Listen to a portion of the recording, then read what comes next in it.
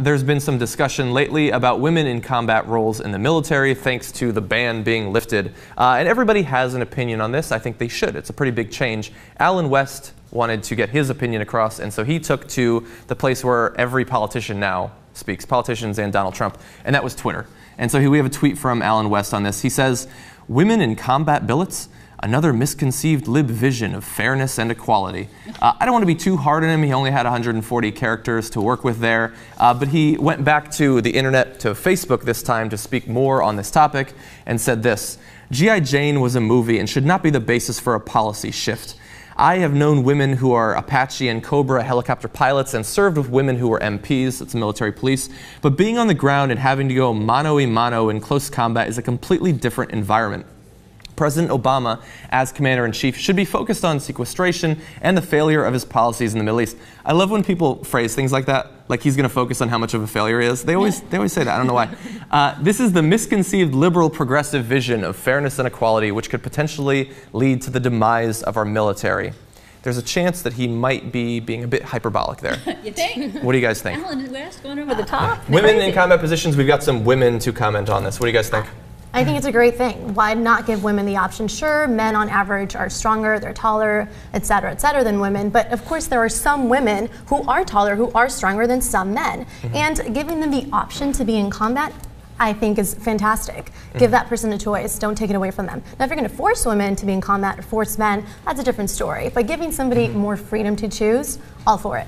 Well, you know, and also, I think what he says is basically, to me, an insult to our military professionals.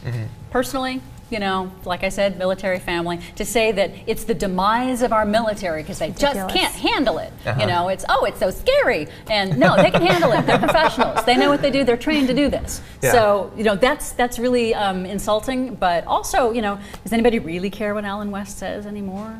I don't know. It's fun to talk about. It is true, and I'm going to miss him when he goes. I really will. But I don't. In the age of social media and him being crazy, I don't think he's going anywhere anytime soon. You're right. You know, but one of the other things that they mentioned about this that they made very clear is they're not going to water down the standards so that women can pass. They have to meet these standards. The only thing is that they were not previously allowed to even try. And the whole point behind this is that we do have some great women in the military. In fact, I would say all of our military people are great, but that they're prevented from moving forward from moving up in the ranks to certain officer positions. I think 80% of positions in the upper ranks of the military are closed off or were closed off to women before today because they required being combat positions for your experience. And so now, if we have a brilliant military strategist who's a woman, she can actually move forward and move up and do the kind of work that we need them to do. That is crazy talk. You know, and it's exactly. You know, and it's this knee-jerk idea that, you know,